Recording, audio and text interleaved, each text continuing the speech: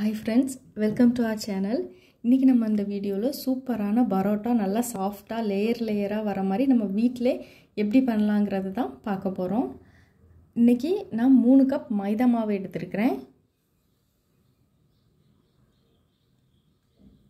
இது கூடயே நம்ம 1 ஸ்பூன் அளவுக்கு sugar சேர்க்கணும். இந்த மாவுக்கு தேவையான அளவு உப்பு சேர்த்துக்கலாம். நான் ஒரு 1/2 ஸ்பூன் உப்பு சேர்த்திருக்கேன். இப்போ இதெல்லாம் நல்லா mix பண்ணிக்கோங்க. எந்த கப்ல நம்ம மாவு அளந்திருக்கோமோ அதே கப்ல 1/2 கப் அளவுக்கு பால் நல்லா காய்ச்சி ஆறுன பால் சேர்த்து நல்லா mix பண்ணிட்டு தேவையான அளவு தண்ணி நம்ம ஊத்தி நம்ம சப்பாத்திக்குலாம் பிசைவோம்ல அந்த அளவுக்கு நம்ம வந்து நல்லா பிசைஞ்சி எடுத்துக்கிடலாம். இப்போ just தண்ணி ஊத்தி மட்டும் தான் நம்ம பிசைஞ்சிருக்கோம். இத ஒரு 10 minutes இன்னும் கொஞ்சம் நல்லா பிசையும்போது நமக்கு நல்லா சாஃப்ட் ஆயிரும். அதனால ஃபர்ஸ்ட் ஒரு 5 நிமிஷத்துக்கு கொஞ்சம் பிசைஞ்சிட்டு இதுக்கு அப்புறம் தான் நம்ம வந்து ஆயில் சேர்த்துக்கணும். மாவு நம்ம தண்ணி ஊத்தி mix பண்ணதுக்கு அப்புறம் 5 minutes இத மாதிரி பிசைஞ்சிட்டு திருப்பி கொஞ்சமா ஒரு 2 ஸ்பூன் அளவுக்கு நம்ம ஆயில் சேர்த்து திருப்பி அந்த மாவை நம்ம பிசையணும். ஆயிலா இருக்க மாதிரி இருக்கும். நம்ம பிசைய நல்லா மாவு வந்து உள்ள ஆயில் இழுத்துக்கிடும். இது மாதிரி ஒரு 2 டைம் அது 3 டைம் ஆயில் சேர்த்து நல்லா பிசைஞ்சி நீங்க ஒரு காட்டன் கிளாத் வச்சு க்ளோஸ் பண்ணி வச்சிருங்க. கொஞ்சம் மேலே வந்து ஆயில் தடவணும். அப்பதான் காஞ்சிராம இருக்கும். ஒரு 10 நிமிஷம் நம்ம பிசைஞ்சா போதும். இது ஒரு 2 மணி நேரம் ஊறணும். இப்போ நல்லா 2 மணி நேரம் ஊறிட்டு நல்லா நமக்கு எவ்வளவு நேரம் ஊறுதோ அந்த அளவுக்கு மாவு நல்லா சாஃப்ட்டா இருக்கும்.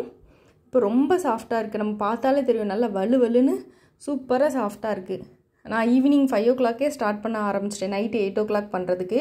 அப்ப நல்லா ஊறும்போது நமக்கு வந்து ரொம்ப சூப்பரா பரோட்டா நமக்கு கிடைக்கும்.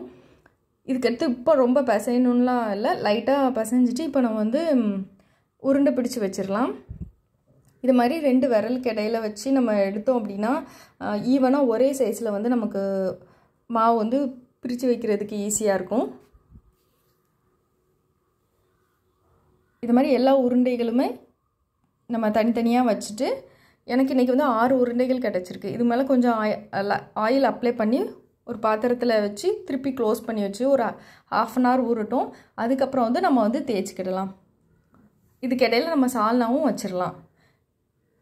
இப்போ ஒரு 1/2 an hour ஆயிட்டு மாவு நல்லா ஊறி இருக்கு. இப்போ வந்து நம்ம நல்லா தேய்ச்சிடணும்.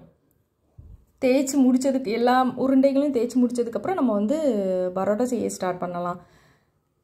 கைட்ட லைட்டா அழுத்தி விட்டுக்கோங்க. கொஞ்சம் ஆயில் சேர்த்துக்கோங்க. அப்பனா நமக்கு நல்லா ஸ்மூத்தா இருக்கும். நல்லா ரொம்ப நேரம் ஊறினதனால ஈஸியா இருக்கும் நமக்கு தேய்க்கிறதுக்கு.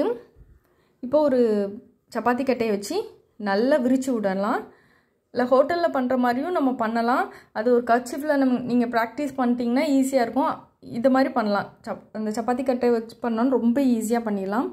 இப்போ வந்து நம்ம நல்லா எவ்வளவு தூரம் நமக்கு தேய்க்க முடியுமோ அந்த அளவுக்கு ரொம்ப மெல்லிசா நம்ம தேய்க்கணும். அப்பதான் பரோட்டா நல்லா சாஃப்ட்டா இருக்கும். இது மாதிரி இடையில வந்து ஓட்டை கிழிஞ்ச மாதிரிலாம் வந்துச்சுனா எந்த பிரச்சனையுமே இல்ல. நல்லா டிரான்ஸ்பரண்டா இருக்கணும் மாவு. அந்த அளவுக்கு தேய்ச்சிருங்க. கீழ உள்ள சர்ஃபேஸ் கூட தெரியுது பாருங்க. இந்த அளவு நல்லா தேய்ச்சிடணும். அப்புறம் இந்த ஓரங்கள் எல்லாம் கொஞ்சம் தடிமனா இருக்க மாதிரி இருக்கும். அதனால அந்த ஓரங்களை நல்லா தேய்ச்சி விட்டுக்கோங்க.